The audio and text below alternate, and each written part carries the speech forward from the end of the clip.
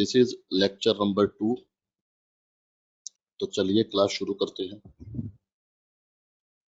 अभी चेक करते हैं आंसर। तो कंसेंट्रिक सिलेंडर था हमारे पास।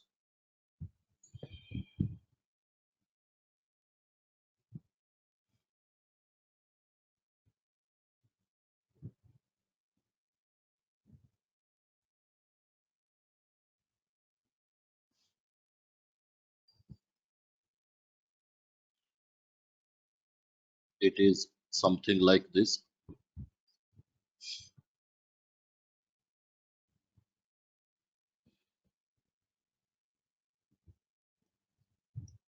चेक कर लेना।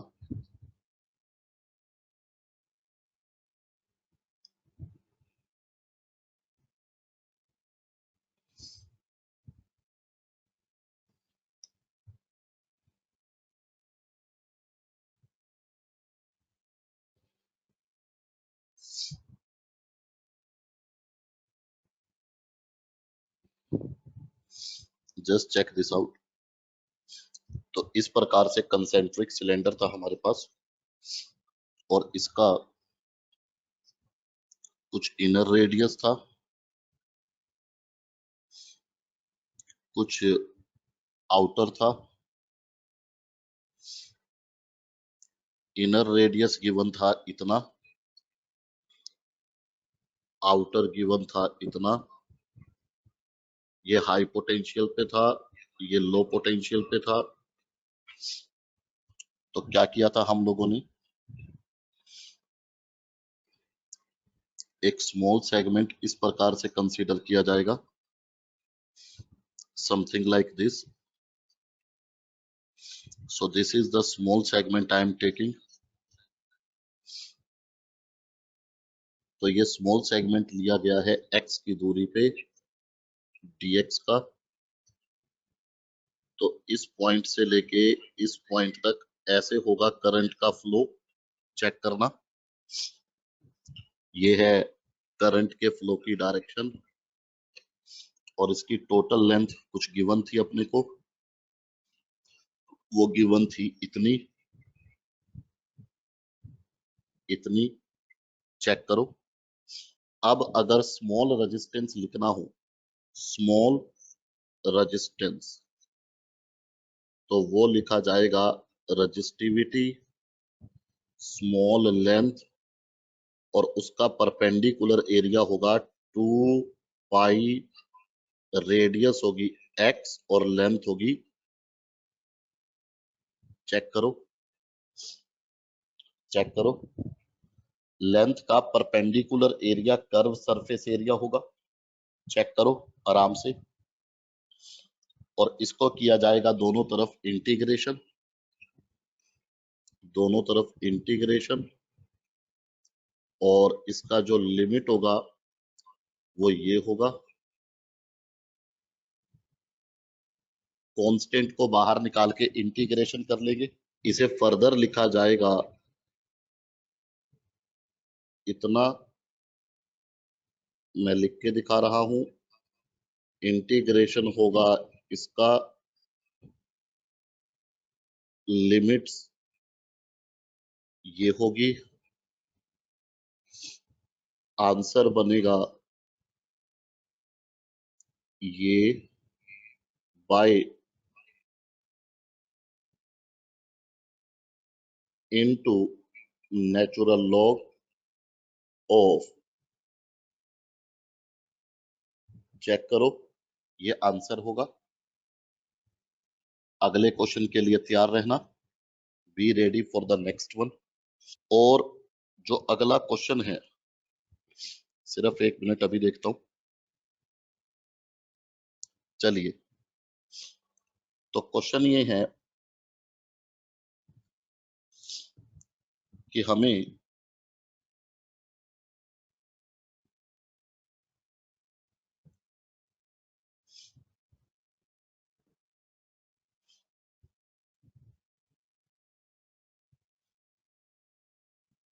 कुछ इस प्रकार की फिगर गिवन है।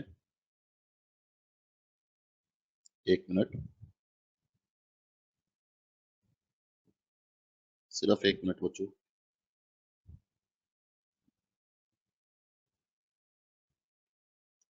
क्लिक कर रहा हूं सर्कल पे और कुछ और बन रहा है।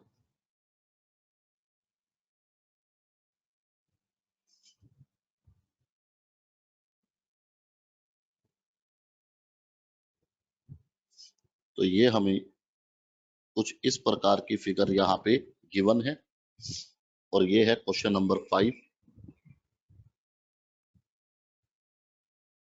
क्या बोलते हैं इसको? इसको हम लोग बोला करते हैं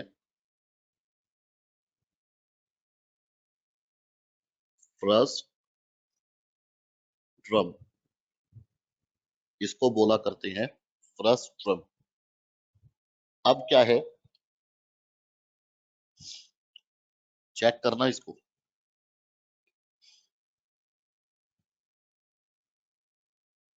एक ये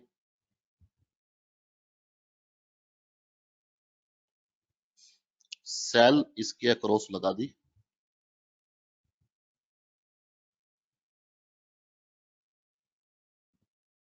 लाइक दिस।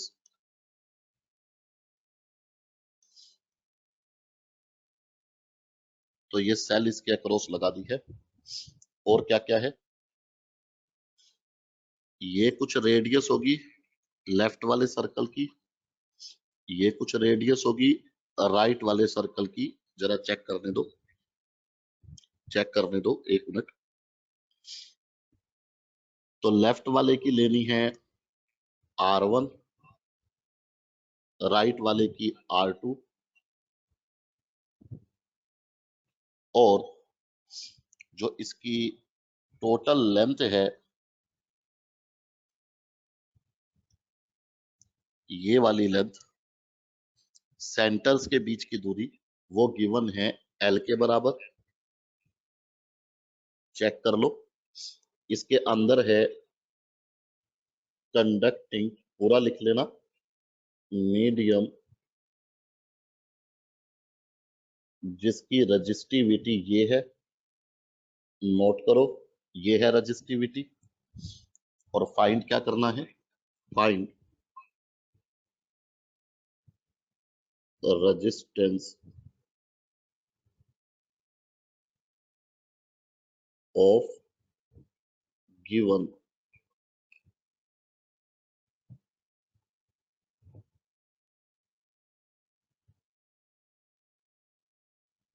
कोशिश करो।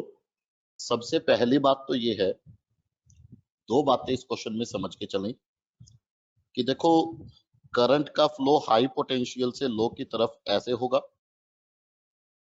तो लेंथ करंट के अलोंग लेते हैं। तो करंट के अलोंग लेंथ, अगर मान लीजिए मैं ये स्मॉल सेगमेंट लेता हूं dx लेंथ का, तो इस पॉइंट से लेके इस पॉइंट की तरफ करंट ऐसे जाएगा, तो ये होगी मेरी लेंथ।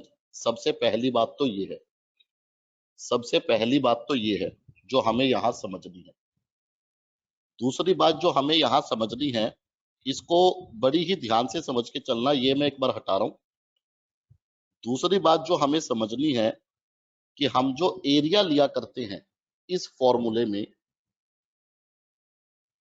वो जो एरिया होता है वो हुआ करता है लेंथ का cross sectional area.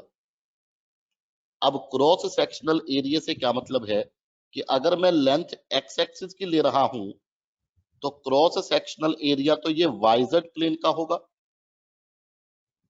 Cross sectional area तो वाईजेड प्लेन का होगा। ये दूसरी बात है समझने की कि ये होता है क्रॉस सेक्शन एरिया। तो लेंथ अगर मैं एक्स एक्सिस की लूंगा स्मॉल, तो एरिया मेरे को वाईजेड प्लेन का लेना होगा। क्या मैं सही बोल रहा हूं? और तीसरी बात इसमें यह है समझने की कि इंटीग्रेशन तो होगी ही। अब सवाल यह है कि इंटीग्रेशन क्यों होगी? क्योंकि देखो, अगर मैं ये सर्कल लेता हूं तो एरिया बदल गया, अगर मैं ये सर्कल लेता हूं तो एरिया फिर बदल गया। तो यहाँ पे ये जो क्रॉस सेक्शनल एरिया है ये वेरिएबल है, इसीलिए यहाँ पे करनी होगी इंटीग्रेशन। तो ये 3 बातें इस क्वेश्चन में समझने की थी। इसे मैं एक बार हटा रहा हूं, इसे मैं एक बार हटा रहा हूं। तो अब अगर ये वाली बात है तो सॉल्व करने की अप्रोच क्या रहेगी, एक बार देखना जरा। क्या किया मैंने,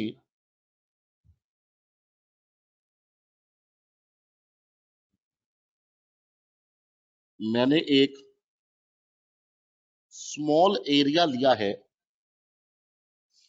मैंने इतनी दूरी पे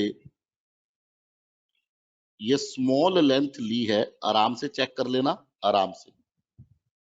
तो मान लीजिए मैंने x की दूरी पे ये स्मॉल लेंथ ली है dx की। तो जो आपको देखने में रेक्टेंगुलर नजर आ रही है, बेसिकली रेक्टेंगुलर नहीं है, सर्कुलर शेप की है। जैसे ये था फ्रस्ट्रम, तो वो इस तरह से ली गई है। स्मॉल रिंग इस तरह से ली गई है, जिसकी जो थिकनेस है वो कितनी है, dx, जिसका जो सेंटर है वो कहां पे होगा, एक्सिस लाइन पे, और जो रेडियस है वो क्या होगी, ये वाली। क्या मैं सही बोल रहा हूं, चैट बॉक्स में बताना, क्या सही बोल रहा हूं मैं।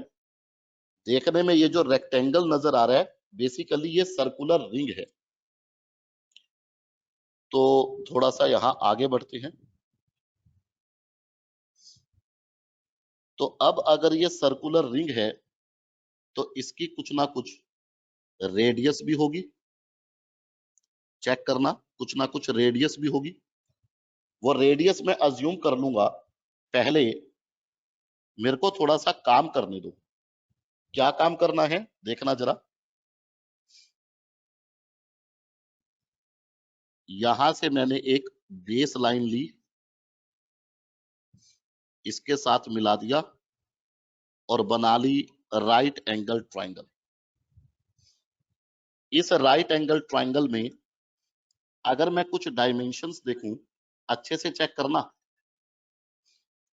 सबसे पहले ये वाली डायमेंशन, उसके बाद फिर ये वाली डायमेंशन, ये वाली, उसके बाद ये वाली डायमेंशन। अब ये देखो है क्या क्या, ये है रेडियस रिंग की, जिसे मैंने ये मान लिया, स्मॉल आर मीन्स रिंग। तो ये बचा रेडियस रिंग की -r1, ये वाली वैल्यू, और ये वाली वैल्यू बची r2 -r1। थोड़ी जगह कम है तो थोड़ा छोटा लिखा जा सकता है। और क्या क्या है, एक ये वाला एंगल मैं लूंगा, और एक छोटी ट्राइंगल नजर आ रही होगी और एक बड़ी, उसमें tan थीटा इक्वेट करूंगा। किसमें, इन दोनों में। चेक करना कौन कौन सी, एक तो ये छोटी वाली जो हरे रंग की है, और दूसरी ये बड़ी वाली जो मैंने थोड़ी पीले रंग से बनाई है, ये बड़े वाली जो मैंने पीले रंग से बनाई है। इन दोनों में टेंजेंट थीटा इक्वेट करूंगा, आराम से चेक कर लो। ये मैंने थीटा अज्यूम किया है। तो अगर मैं ऐसा करता हूं, इसे मैं एक बार हटा रहा हूं।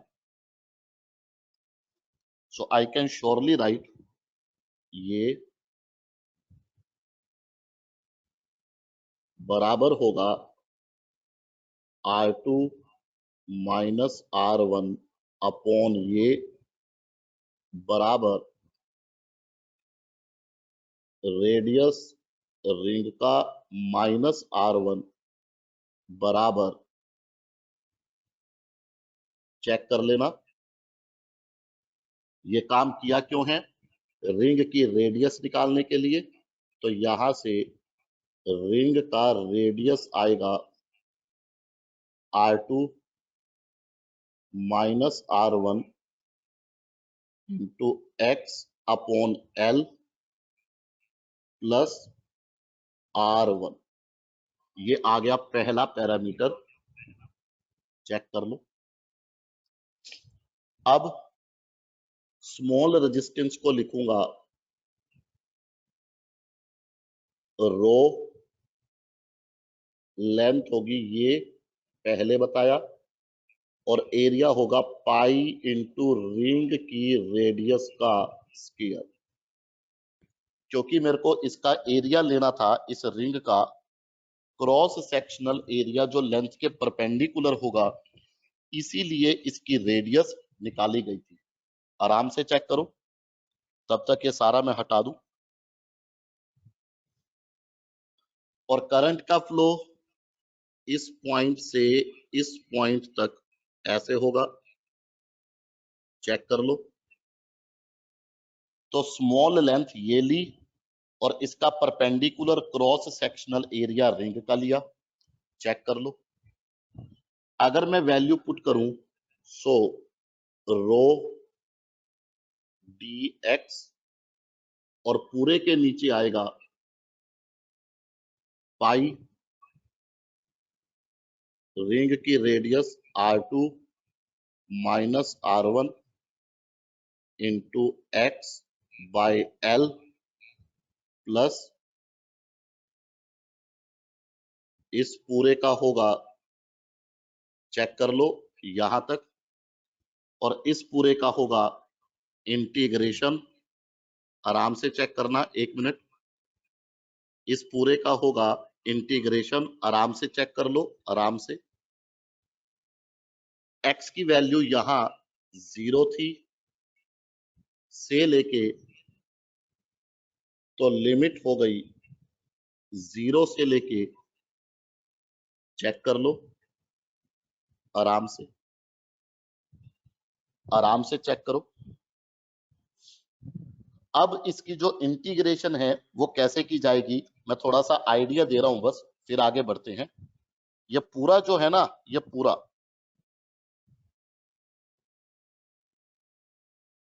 इसको मैं ऊपर लेके जाऊंगा पावर -2 करके, और फिर स्टेप वाइज इंटीग्रेशन करूंगा, आराम से चेक कर लेना। तो बस ये मैंने थोड़ा सा आइडिया दिया है, क्या कर लोगे इंटीग्रेशन, बताना चैट बॉक्स में, और निकाल लोगे आंसर। और क्लियर हुआ क्या यहां तक, और क्लियर हुआ क्या यहां तक?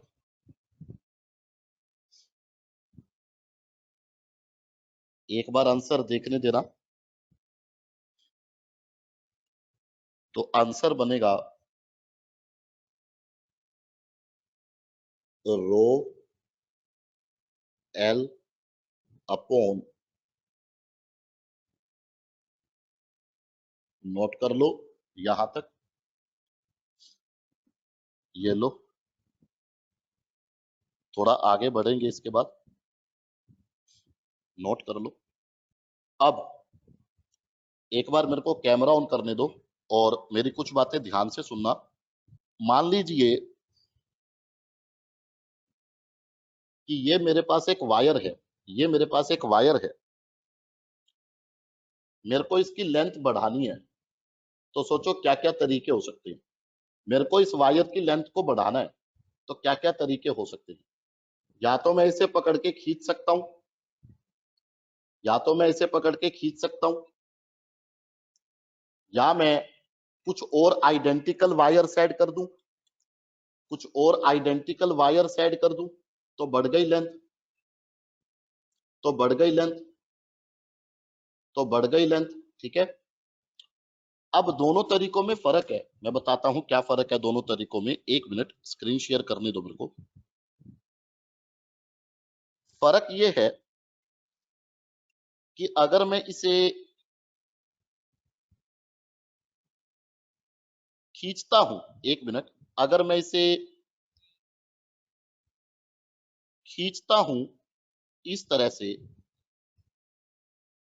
तो इसकी लेंथ तो बढ़ेगी पर एरिया कम हो जाएगा। क्या मैं सही बोल रहा हूं? लेंथ तो बढ़ेगी पर एरिया कम हो जाएगा। पर इसका जो वॉल्यूम है, वॉल्यूम वो कांस्टेंट रहेगा। क्यों? क्योंकि वायर में से कुछ निकाला नहीं, वायर में कुछ डाला नहीं, तो इसका टोटल वॉल्यूम कांस्टेंट रहेगा। पर अगर मैं इसे, चेक करना, अगर मैं इसके साथ कुछ और आइडेंटिकल वायर्स ऐड कर दूं इस प्रकार से, तो सिर्फ लेंथ बढ़ी, एरिया तो कांस्टेंट होगा। क्या मैं सही बोल रहा हूं? एरिया तो कांस्टेंट होगा, सिर्फ ये लेंथ बढ़ी। एम आई राइट और नोट? एम आई राइट और नोट? तो खींचने से क्या होता है, लेंथ बढ़ती है, एरिया घटता है, वॉल्यूम सेम रहता है। और आइडेंटिकल वायर ऐड करने से लेंथ बढ़ जाती है पर एरिया सेम रहता है। तो अब अगर ये वाली बात है, अब अगर ये वाली बात है, एक बार ये हटाने दो सारा।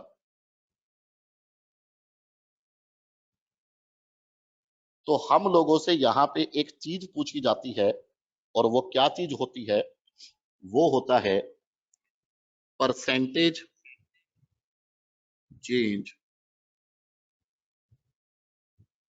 ऑफ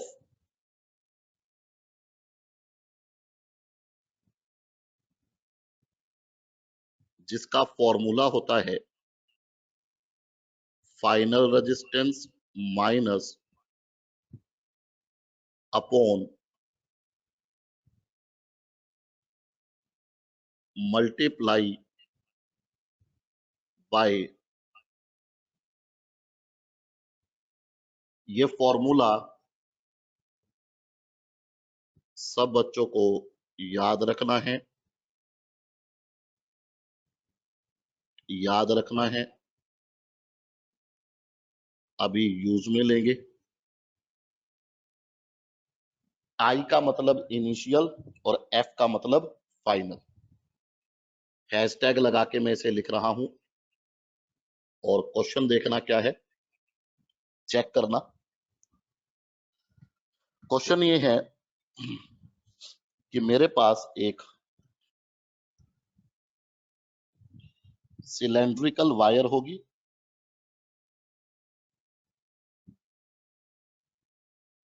उस cylindrical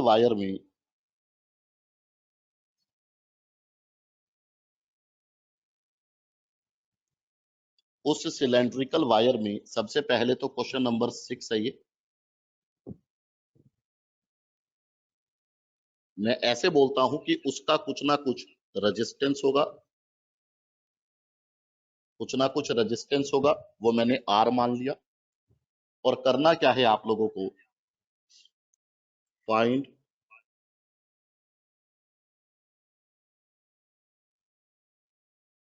percentage change in R if length increase, पूरा लिख लेना, increase to 3 times by extending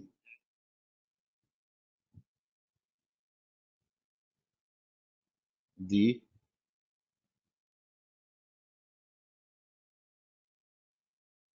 कोशिश कर लो, you have few seconds only।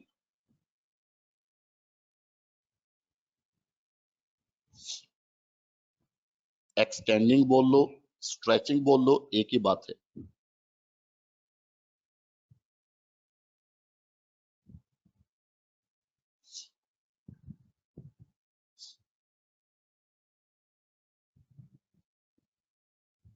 Answer यही है मेरे पास।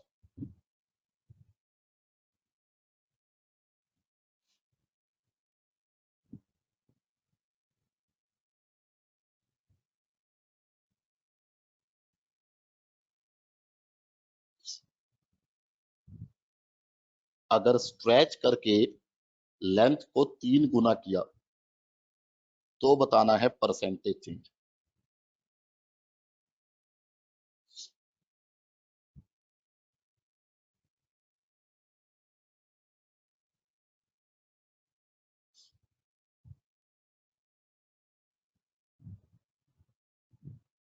%800, 2600%। जो मैंने आर दिया है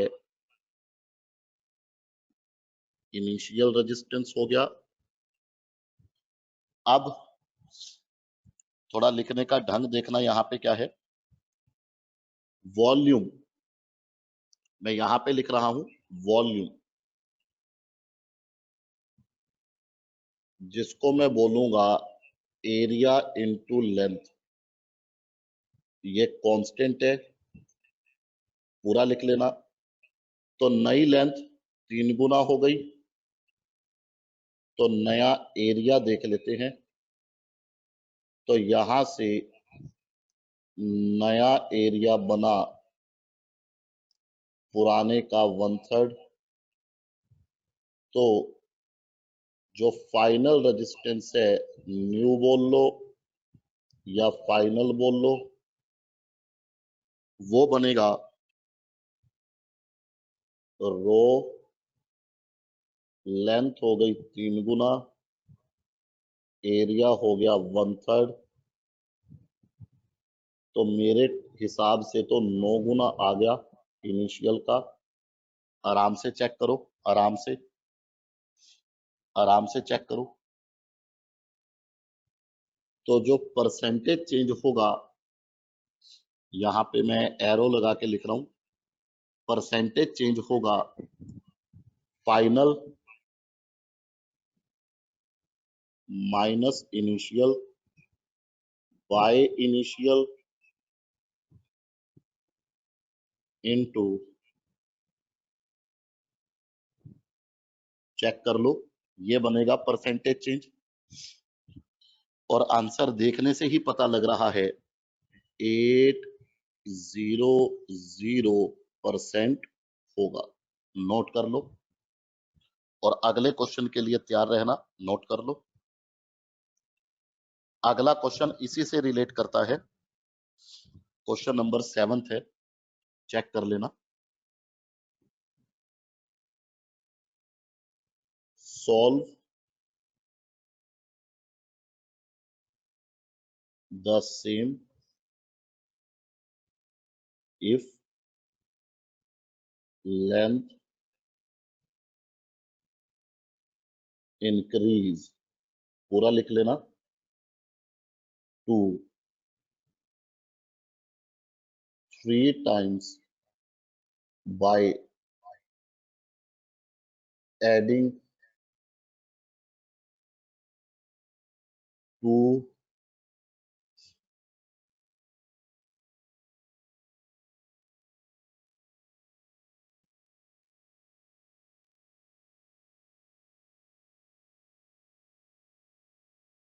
फटाफट बताओ।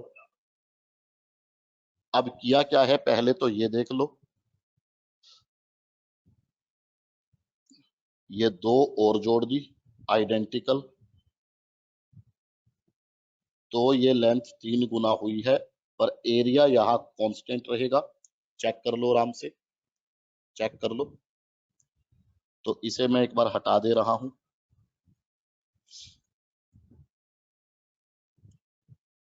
तो यहाँ पे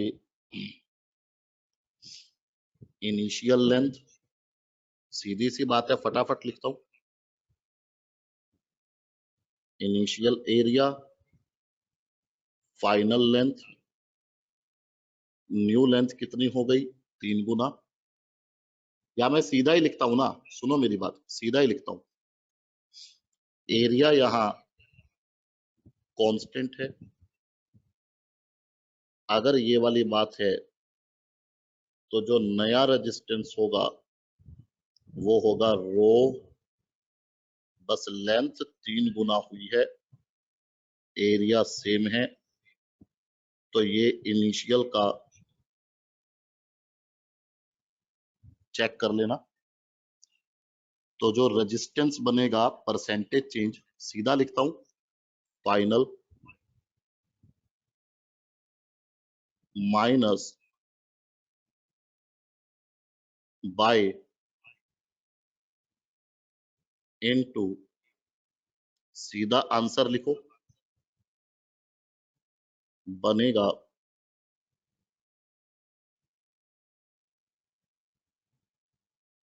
नोट करें यहां तक।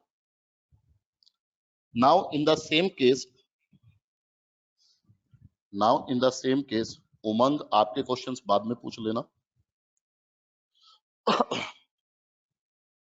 अब यहाँ पे एक कैटेगरी और है क्वेश्चन की, और वो क्या है जरा एक बार चेक करो। ये क्वेश्चन नंबर 8 है।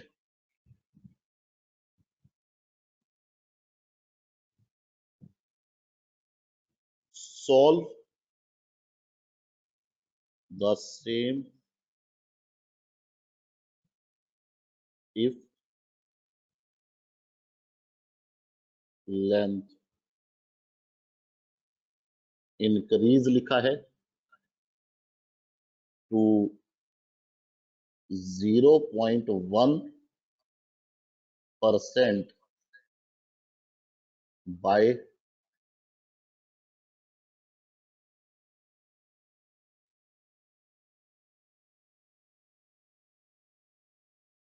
एक बार कोशिश करो। क्वेश्चन तो देखो बिल्कुल यही है, क्वेश्चन तो यही है, ये वाला। बस यहां पे लेंथ 3 गुना की थी और यहां पे लेंथ 0.1% इंक्रीज हुई है। 0.1% is very very small value. क्या मैं सही बोल रहा हूं? 0.1% is very very small value. 0.1% is very very small value. तो अगर बहुत स्मॉल लेंथ बढ़ाई है तो डिफरेंशिएशन किया जाता है। सिर्फ कंसेप्ट लिख लो। कंसेप्ट क्या है? Differentiate for very small length. Concept लिख लो ताकि आप इसे ट्राई कर सको।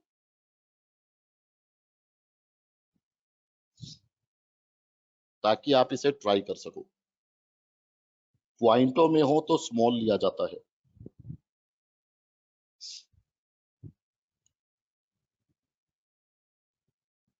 अगर लेंथ का इंक्रीमेंट पॉइंटों में दिया हो तो डिफरेंशिएशन करना है।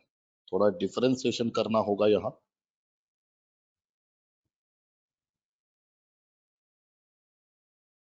क्या आंसर बना बताओ?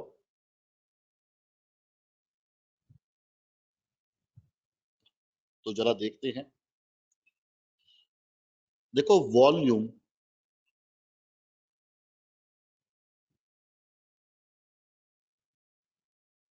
को अगर मैं ये मान लूं तो वो होगा एरिया इंटू लेंथ और वो होगा कांस्टेंट।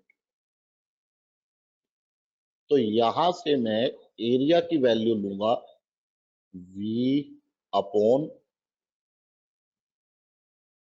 अब सवाल ये है कि मैंने ऐसा क्यों किया, अभी तक तो नहीं किया था।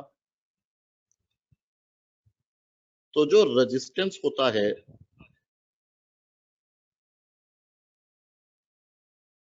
तो अब आप ये पाएंगे, मैंने कभी एरिया ए ले लिया कभी एस ले लिया, वो देख लेना, दोनों ही सिंबल एरिया के होते हैं। तो अब आप इसमें ये पाएंगे कि ये तो लेंथ पे भी डिपेंड कर रहा है और एरिया पे भी। तो इसकी डिफरेंशिएशन कैसे करता? ये तो दो चीजों का फंक्शन हो गया, लेंथ का भी और एरिया का भी। तो एक को तो एलिमिनेट करना पड़ेगा ना, और क्योंकि मेरे को लेंथ का इंक्रीमेंट दिया है तो मैं एलिमिनेट तो एरिया को ही करूंगा, एरिया को ही करूंगा। तो इसीलिए मैंने ये वाला काम किया, ये वाला, ताकि मैं जो एरिया है उसे लिख सकूं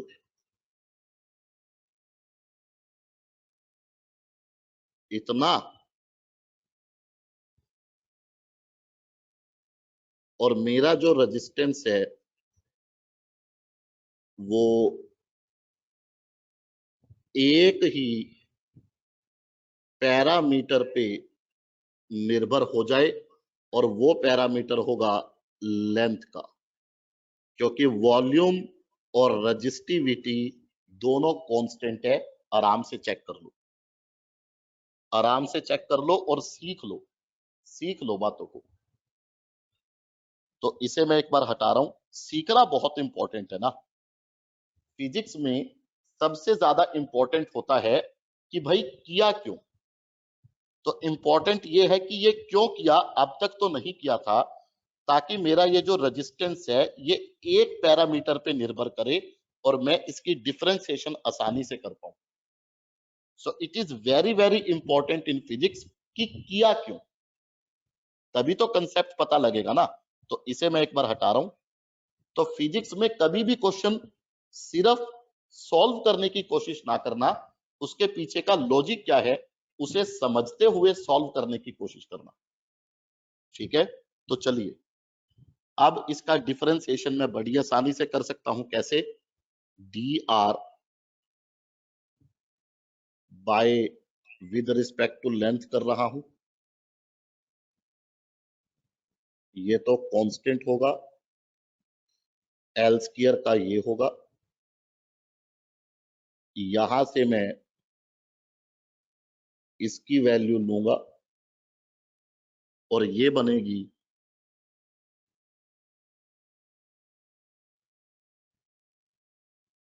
इतनी। चेक कर लो, इतनी बनेगी। और अब मैं इसे आर से डिवाइड करूंगा। मैंने जगह छोड़ी है, कारण अभी पता लग जाएगा। रो बाय वी इंटू 12 डीएल, और आर का वैल्यू ये रहा। हर कदम पे पॉइंट आउट करता चलूंगा चीजों को ताकि ध्यान जाए आपका। और अब इसी को मैं यहां पुट करूंगा। तो जब मैं इसको यहां पुट करूंगा, बार बार स्टेप्स नहीं लिखेंगे ना, समय बचाएंगे।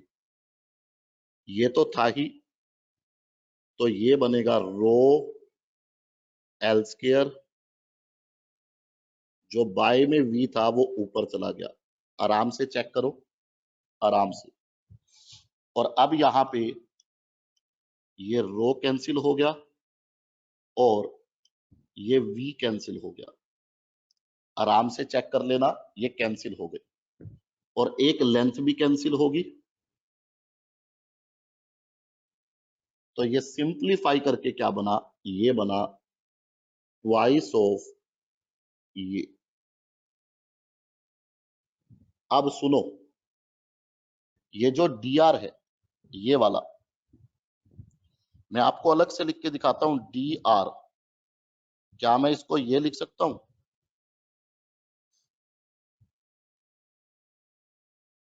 क्या मैं ये लिख सकता हूं इसे? यानी कि यानी कि final resistance minus initial resistance, क्या मैं लिख सकता हूं? बताना।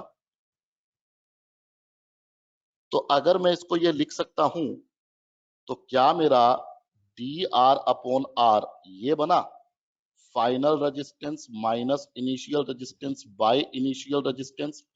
क्या मेरी ये वैल्यू ये बनी? तो इसे एक बार मैं यहां से हटा रहा हूं, इसे मैं एक बार यहां से हटा रहा हूं। तो मैंने यहां पे जगह इसलिए छोड़ी थी ताकि मैं यहीं पे इसे 100 से कर सकूं मल्टीप्लाई। यहां पे भी होगा, तो एक मेरी ये वाली वैल्यू और दूसरी मेरी ये वाली वैल्यू, चेक कर लेना। तो यहां से मेरे पास एक फॉर्मूला निकल आया, जब भी स्मॉल इंक्रीमेंट हो। और वो फॉर्मूला क्या निकल आया, क्योंकि डायरेक्ट लगाएंगे ना, बार बार ये लंबी अप्रोच नहीं लेंगे ना। वो फॉर्मूला मेरे पास निकल आया, परसेंटेज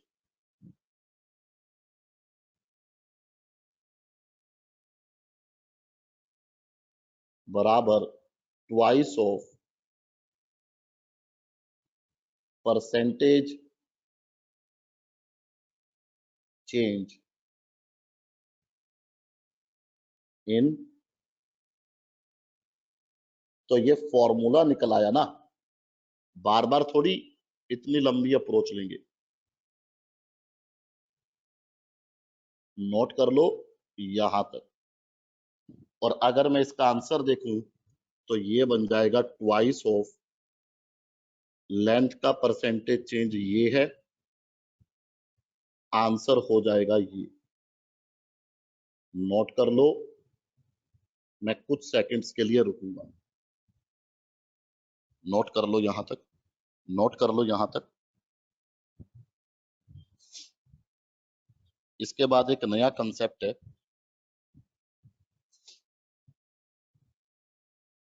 और कंसेप्ट को जरा देखते हैं क्या है। Let's check the concept. सुनो मेरी बात, सुनो, आराम से सुनना। पहले तो ये बताओ, यहां तक मेरी बात समझ आई? एक बार कैमरा ऑन करने दो। यहां तक मेरी बात समझ आई सभी को? मान लो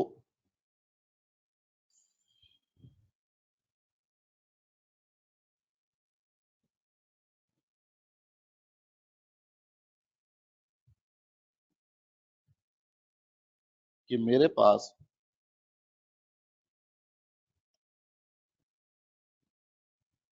ये सिलेंड्रिकल कंडक्टर है और मैंने इसे जोड़ दिया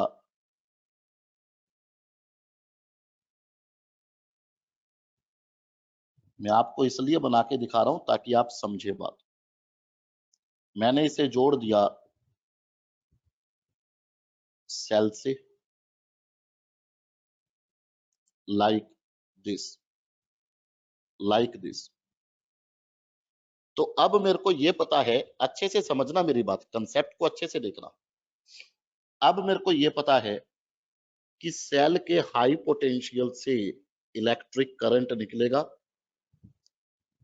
इस करंट का जो फॉर्मूला मैंने आपको बताया था वो ये बताया था, एम आई राइट? ये बताया था, एम आई राइट? एम आई राइट? इसका एक और फॉर्मूला ये भी निकाला था, अगर याद हो तो, in terms of drift velocity. निकाला था क्या? तो अगर ये वाली बात है तो करंट का एक और फॉर्मूला भी होता है जिसकी चर्चा अपन यहां पे करने वाले हैं, और वो फॉर्मूला हुआ करता है करंट का जे, ये मैंने जे लिखा है, J vector dot D S vector. ये भी एक फॉर्मूला हुआ करता है करंट का, जहां पे ये जो जे होता है, ये जो जे हुआ करता है, इसको बोला करते हैं करंट डेंसिटी। और इसी की अभी अपने को चर्चा करनी है, करंट डेंसिटी की। डीएस के लिए लिख लेना स्मॉल एरिया, ये डीएस के साथ लिख लेना। तो अब यहां पे करंट डेंसिटी की चर्चा करनी है। अब सुनो मेरी बात, सबसे पहला पॉइंट तो ये है, अच्छा इसी के साथ नंबर 1 लिख लो, ये पहला पॉइंट। अब अगला देखना, करंट और करंट डेंसिटी प्रोपोर्शनल है इस फॉर्मूले से, तो दोनों का डायरेक्शन सेम होगा, हैविंग सेम डायरेक्शन।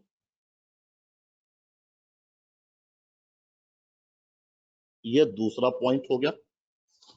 तो अगर मैं कंडक्टर के अक्रॉस देखूं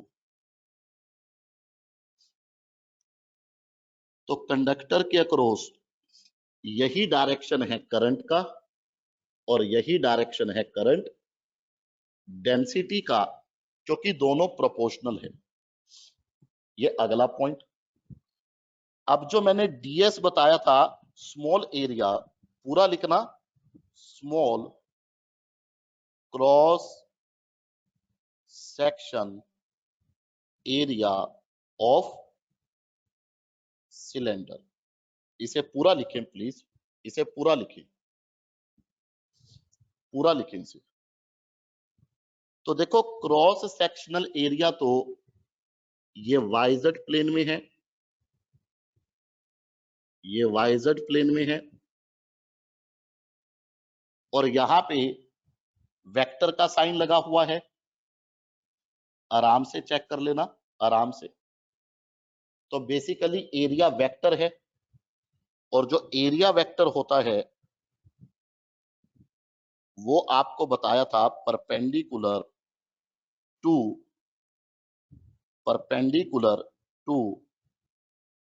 प्लेन ऑफ बॉडी हुआ करता है, और ये बताया गया था इलेक्ट्रिक फ्लक्स में।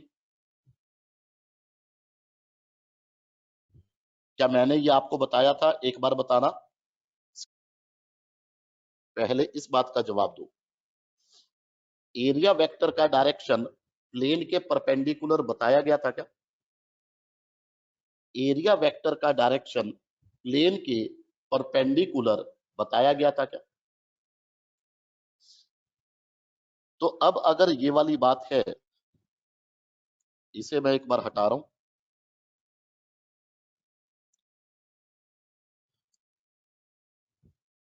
तो अगर ये प्लेन वाइजेड है तो एरिया वेक्टर का डायरेक्शन प्लेन के परपेंडिकुलर होगा और बाहर की तरफ होगा। तो ये वाला डायरेक्शन किसका है? डी एस वेक्टर का। आराम से चेक करो, आराम से। तो करंट डेंसिटी और एरिया वेक्टर का डायरेक्शन सेम हो गया, आराम से चेक करो, ये डायरेक्शन सेम हो गया। तो तीसरा पॉइंट ये है यहां कि भाई डॉट हटाऊंगा, एक मिनट, डॉट हटाऊंगा तो कोस लगेगा, और दोनों के बीच में एंगल 0 डिग्री है, तो ये सिंपली बना जे डी एस। तो यहां से करंट डेंसिटी बनी current per unit area. Check करो। तो यहां से करंट डेंसिटी बनी करंट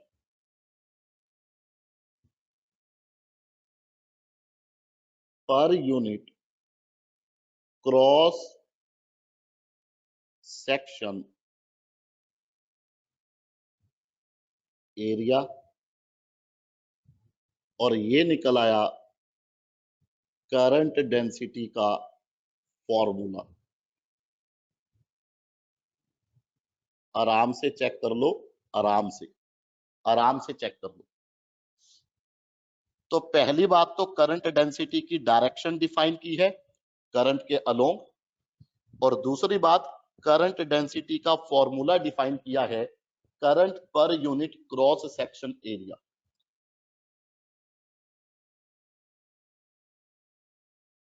अब सवाल यह है कि करंट डेंसिटी डिफाइन क्या करती है? It is the question. Current density ये डिफाइन करती है कि किसी भी क्रॉस सेक्शनल एरिया के थ्रू कितना करंट पास हुआ गिवन टाइम में। This is defined by current density. हर एक चीज देखो कुछ ना कुछ डिफाइन करती है फिजिक्स में, हर एक चीज कुछ ना कुछ डिफाइन करती है फिजिक्स में। सुनिए मेरी बात। तो हर एक चीज फिजिक्स में कुछ ना कुछ डिफाइन करती है। जैसे कैपेसिटेंस क्या होती है? किसी भी कंडक्टर की चार्ज को स्टोर करने की कैपेसिटी। रेजिस्टेंस क्या होता है? करंट को रजिस्ट करने वाला इंस्ट्रूमेंट। ऐसे ही करंट डेंसिटी क्या होती है? किसी भी एरिया के थ्रू गिवन टाइम में कितना करंट पास हुआ, ये डिफाइन करती है current density. So the current density is, तो अगला पॉइंट यहां पे ये है, fourth point, current density define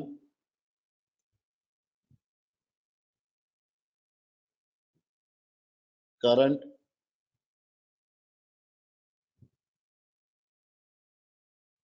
passing through given, short में लिख लेना क्रॉस सेक्शनल एरिया, शॉर्ट में लिख लेना given cross sectional area in given, note कर लें यहां तक नोट करें। और यहां पे एक क्वेश्चन भी है मेरे पास, जरा एक बार देख लेना, क्या है क्वेश्चन, पहले यहां तक नोट कर लो। तो क्वेश्चन ये है कि जो मेरे को ये सिलेंडर दिया हुआ है, फिगर को दोबारा क्या बनाएं, जो मेरे को ये सिलेंडर दिया हुआ है, मेरे को इसकी रेडियस दी हुई है इतनी, नोट कर लो, ये रेडियस दी हुई है मेरे को। और पता क्या करना है, क्वेश्चन नंबर एक बार देख लेते हैं, 9th आई थिंक 9th है। करंट डेंसिटी गिवन है J naught into 1 minus X by R, पूरा लिखना, passing from given cross sectional area of cylinder, note करें J नोट कांस्टेंट है, पूरा लिख लेना, कांस्टेंट है। और x का वैल्यू चेक कर लेना, यहां पे 0 है तो सरफेस पे r होगा, चेक कर लेना। और करना क्या है, फाइंड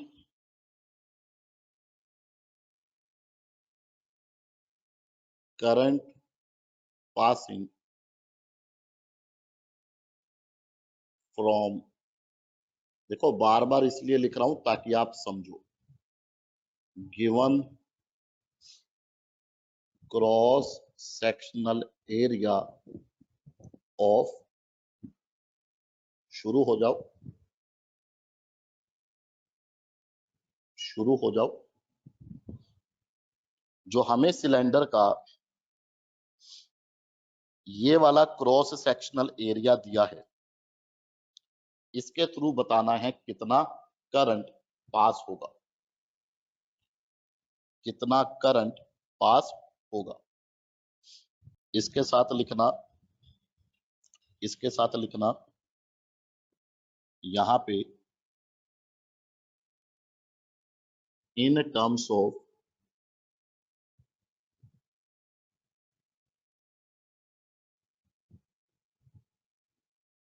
करंट डेंसिटी, अलग अलग टर्म्स है, देखिए अलग अलग टर्म्स है।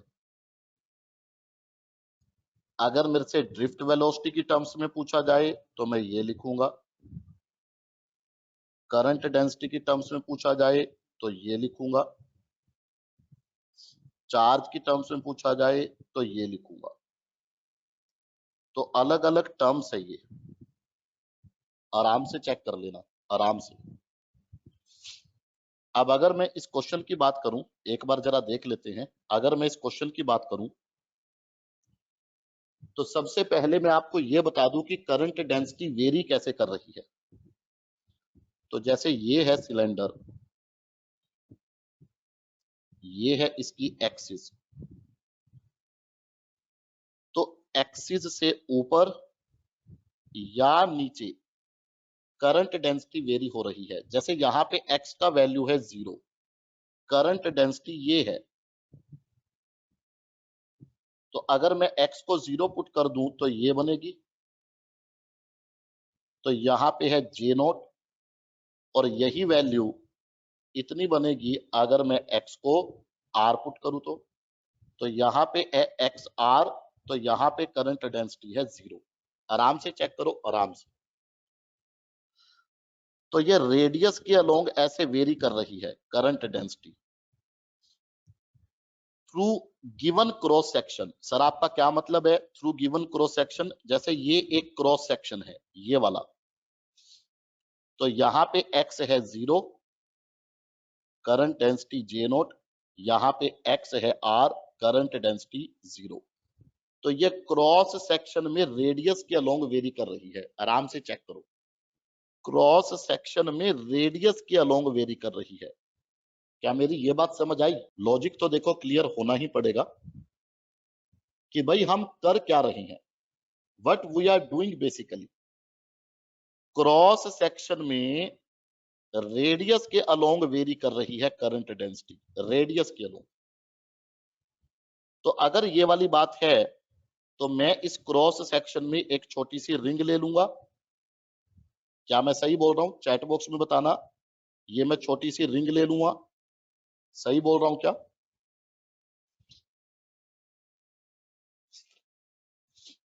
तो अगर ये वाली बात है तो ये सारा एक बार मैं हटा रहा हूं, ये सारा एक बार मैं हटा रहा हूं। तो समझ में भी तो आना चाहिए ना कि क्या किया जा रहा है, इसी का नाम ही तो फिजिक्स होता है। तो अब यहां पे मैं क्या करूंगा, एक बार इसे मैं हटा रहा हूं और यहां पे मैं एक क्रॉस सेक्शन बना लूंगा इस प्रकार से, थोड़ा मैंने वाइड बनाया है।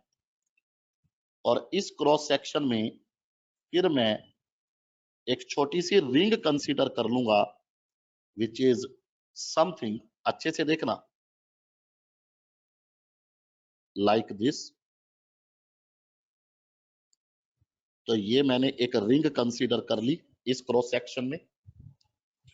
एंड फॉर दिस रिंग मान लीजिए कि मैंने x दूरी पे इतनी थिकनेस की कंसीडर कर ली, जहां पे सेंटर पे x 0 है, सरफेस पे x, अभी बताया मैंने, चेक कर लो। इसका एरिया इतना होगा, ये एरिया होगा, सही लिखा क्या मैंने? तो इसे मैं एक बार हटा रहा हूं, तो मैं करंट लिखूंगा small current, current density into small area. Dot क्यों नहीं लिया आप समझते हो, एंगल 0 है, स्मॉल एरिया ये होगा, दोनों तरफ इंटीग्रेशन, जे नोट कॉन्स्टेंट है बाहर और x का लिमिट होगा ये। आंसर एक बार देखने देना, एक minute, let me check the answer. तो आंसर बनेगा यहां करंट का J naught into pi R square by इतना। यहां तक नोट करें, ये आंसर है, यहां तक नोट करें क्योंकि स्क्रीन एक बार हटाऊंगा, यहां तक नोट करें।